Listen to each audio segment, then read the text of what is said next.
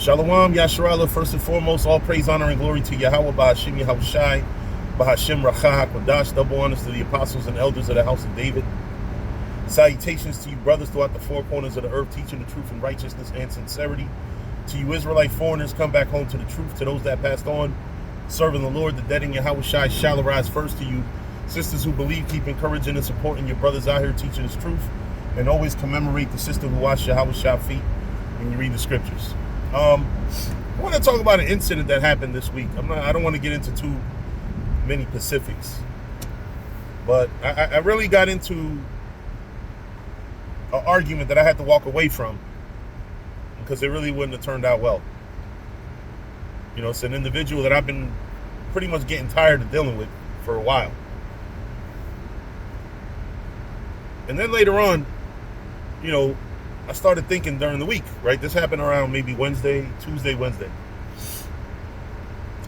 And this individual is just one of those that just unrelenting disrespect.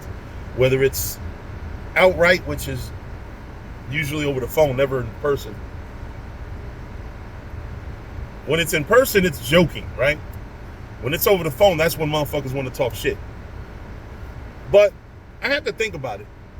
And this is an example, Lord willing, to you brothers out there. There's people that probably trouble you and you know, and you got to realize, like, the Lord is watching all of that shit. The Lord is watching you serve Him, and He's watching somebody else treat you like shit.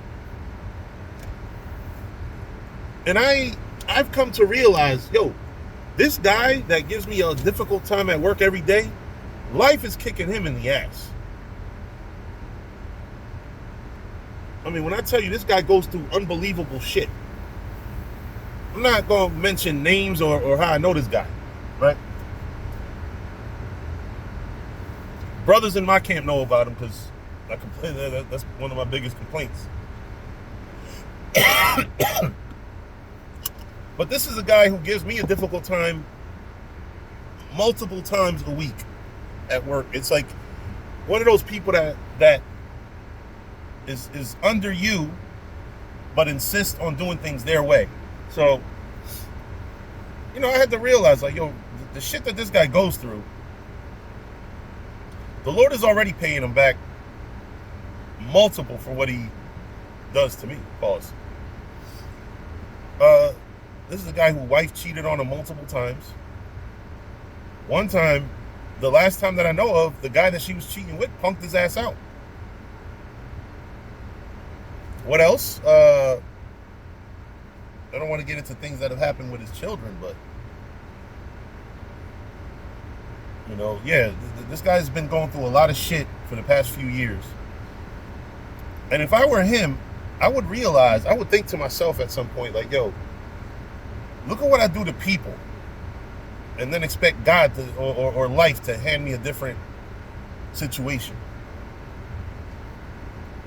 So it just got me to thinking, why do I get mad at this motherfucker when the Lord is cursing him already? And that's the message for the day is, there's people that's troubling you brothers out there that are catching hell, and you may not know it.